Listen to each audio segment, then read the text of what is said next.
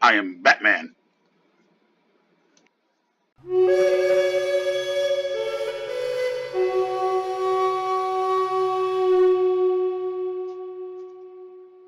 Greetings, everyone.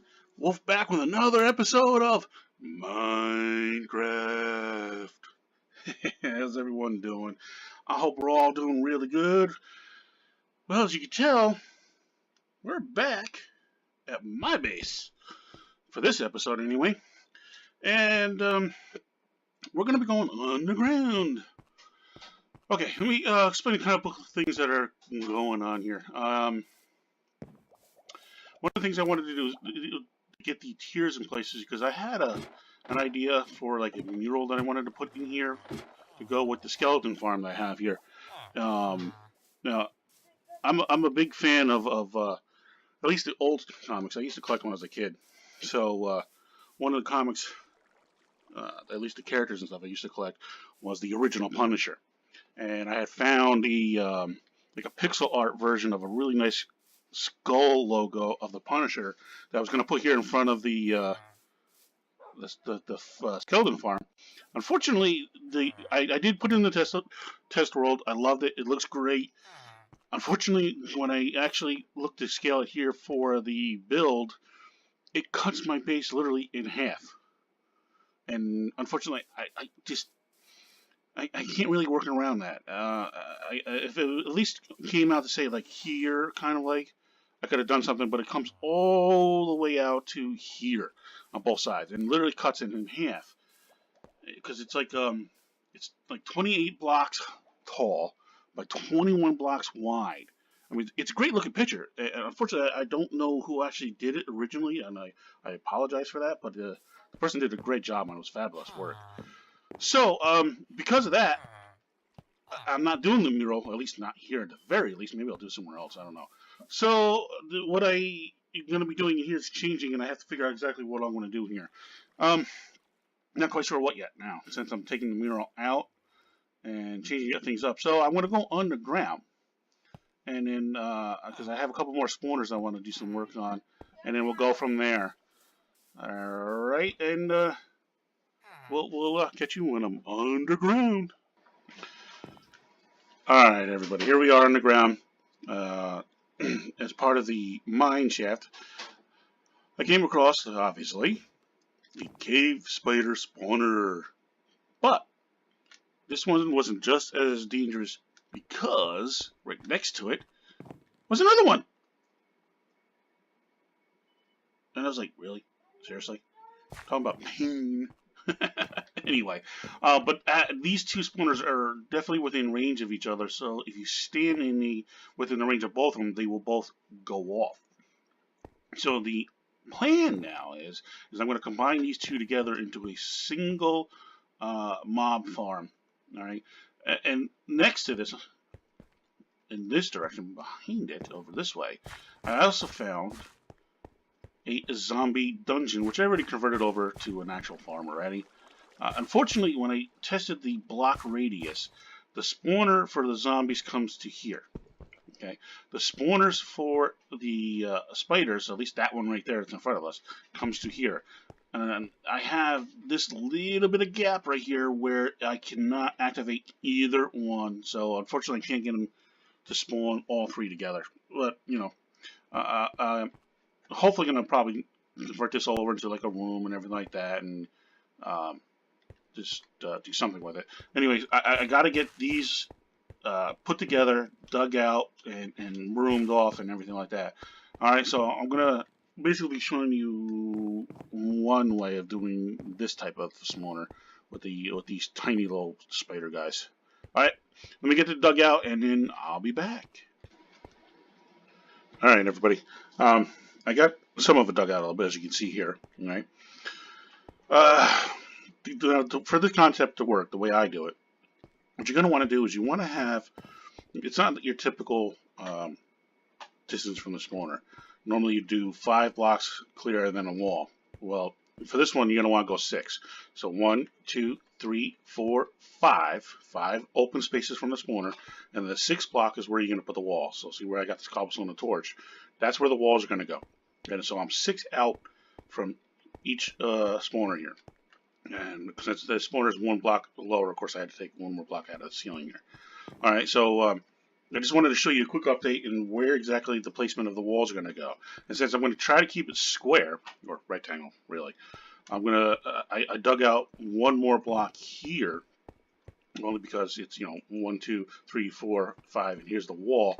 But to keep it even with that one, I dug this one out one more, which means that the front of this one is going to also be one more block further out, so it matches up where this wall would be for that spawner.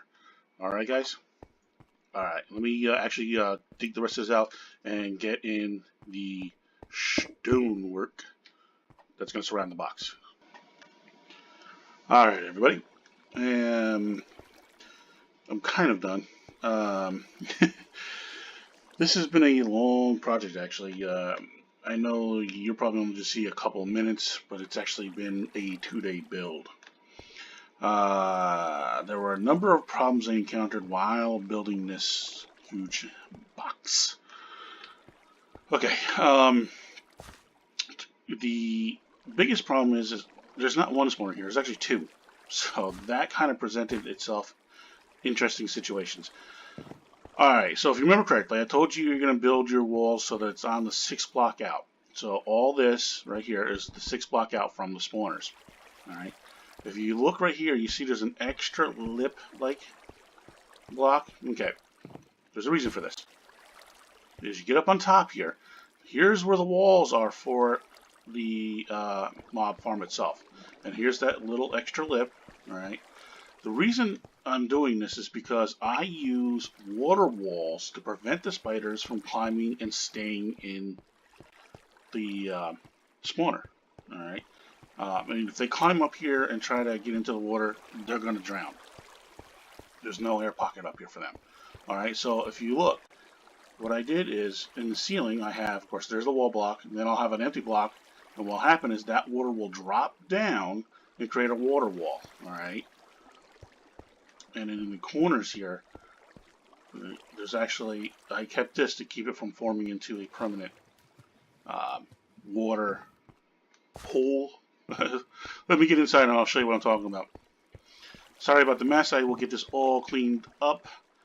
I just really haven't had a chance to do it while I was working on it itself. Okay, so here's the inside of the farm. As you can see, there's the walls. There's that dirt stuff that I have holding back the water for right now. Alright, those are going to come down, create water walls here. And of course, there's that column I was talking about. And what it's going to do is it's going to create a water flow from all 4 sides and push the spiders in the direction I want them to.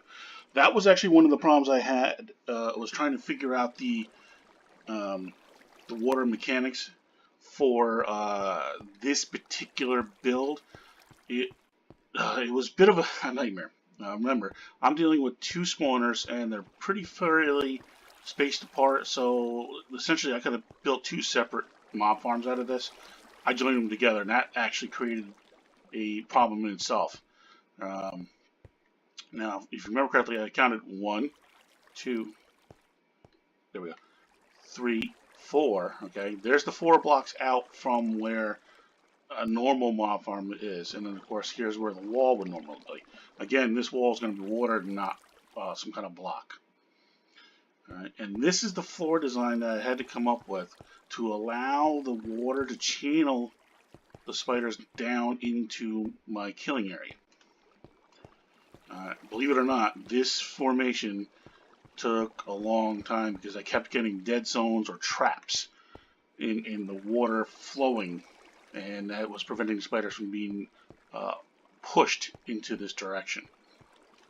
Alright, so now what prevents the water from going off of here and preventing it from being stuck here? Well, these gates. Alright, I have 4 gates here, which will stop the water from coming down here, and then 4 gates here so that the water doesn't flow over the first gate going this way. What I will do is come down and flow here, here, okay, and that will actually help create a flow so that the water comes and pushes in this general direction while this water comes down and pushes in this turret, and you get a bit of an angle. When I get the water coming in here, I'll come in here and I'll show you all the water streams and stuff like that. And here we are at the top of the spawner farm, guys. Sorry about the quick jump cut there. My wife needed my help real quick on something to do with our computer, or her computer actually. Alright, so what I'm going to do is I'm going to take these half slabs. I'm going to cover this water supply. Now, like I said, if the spiders do manage to crawl up and go into this water, that's fine. They're going to drown anyway. Alright, so they won't be a stuck entity. Okay, so you do this all the way around until this whole entire water source is covered. Now, I'm going to take away the dirt source. I'm going to let that water flow.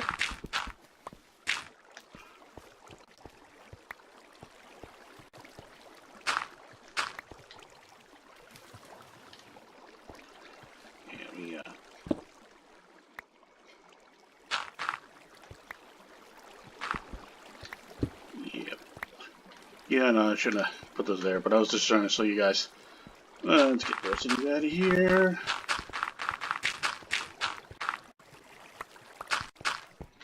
Now, normally when I build my spider farms, I like to drop them because they don't normally come with any kind of an enchant. Usually, if they do, it's invisibility or something like that. But there's no armor, or very rarely is there ever a protection type enchant on them. So they can fall the normal amount of distance and not be a problem. And just, you know, as long as I'm in the area, they'll form, they'll fall, and they'll do their thing. All right. So I've got that now. So let's get down here. Okay. So as you can see here, the water's flowing down on all fours, not in, on all four walls. So if a spider comes up here, it can swim up here at once. Well, like I said, it'll get trapped and then it'll die. But hopefully the water should push back in and into this water flow. And you can see the direction of the water flow if you follow the little, like, I don't know, light blue streaks that are in it. I'm sorry about having to jump here, guys.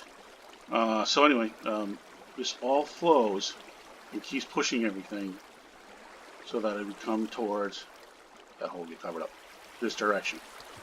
Alright, now here is the front in which that water flows down. So that second row of fence stops it from coming back over the fences and allows that flow to come down, hit those other ones, and create this push right in here that pushes them down into that little mouth tunnel section. Okay, so let's get something to form.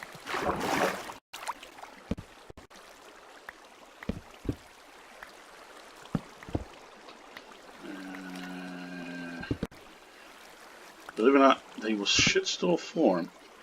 That's how I usually test it while I'm building it. Let's see. I might have to... Okay. Let's take a couple of these off here. Oh, there we go. One form. Okay. Now he's going to try to get to me, of course, so... He's going to go down. He's trying to get to me. He's trying to crawl to me right now. There he goes. He gets pushed down. He gets pushed into the chute. Right? Get through the water. Get through the water. Okay. And this is ridiculous. Unfortunately, this now was where the second problem came in. I was trying to create a auto kill feature, and I just couldn't get it to work. I know there is one out there, and I just had to figure it out, or maybe look it up, see who actually came up with one. So I went with the old, spider killing feature where you just throw up a couple iron bars and you just do it yourself. Where's my... And I created this sword specifically for this anyway. It's Unbreaking, Sweeping Edge, Banes of Arthropods 5, the highest you got, Mending. I only have one looting book at this time, and I want to save it for when I get my Master Sword. But if I come across another looting tree, that will eventually go on here as well. Okay? So this sword is specifically just for this farm and this farm only. Alright, gotta make sure we stay back. And of course we just hack away. We can get our XP. Alright, I'm loading, and die. Now, mind you, I don't have. Oh, see, that's the only problem with the iron bars. Okay, so I just come in here. Okay, and that's basically it. Now the premise is the basics of the premise to get everything to work right. Is this right here? The feature in which you have the water so it flows down and create water walls. That helps to push the spiders down, or at the very least, traps them off when they go up towards the ceiling. Because they won't. Whoa, where'd they go? Because they won't come up to that part of the ceiling. They'll go up, and then the water will either push them down, or they'll flow into up here and then go into here and get trapped. Otherwise, the rest of this is what helps create the flow chart. And it's, unfortunately, that's the tricky part, is getting the water mechanics to flow in the proper direction.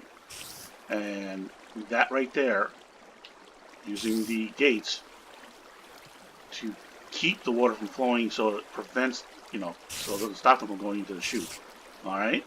And that's it. I mean, that's the basic. If you can get the basics down and then fight with figuring out the water mechanics for the water flow, alright, you can get this, any farm. You can do it with a single farm. You've got 3 of these together that are close enough or whatever.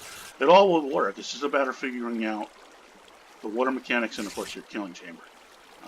If I can figure out the auto kill chamber part of this, I will, of course, do an update on this farm real quick. But I got basically what I wanted out of it, and the next thing is I got to clean up the area around it. There's a mural I think I'm going to try to put in front of this, and I'm probably going to chisel out the stuff between the zombie spawner and this one, and maybe make a nice little area for grinding some XP, or at the very least getting some stuff. That's another reason why I want to get the auto kill, is because I don't always want to do the XP, I just want to get the stuff that falls from when they die. Alright guys, so that's pretty much it for this episode. I appreciate it. As always, thank you for watching, and thank you for supporting. Y'all take care now. Time to go kill some spiders.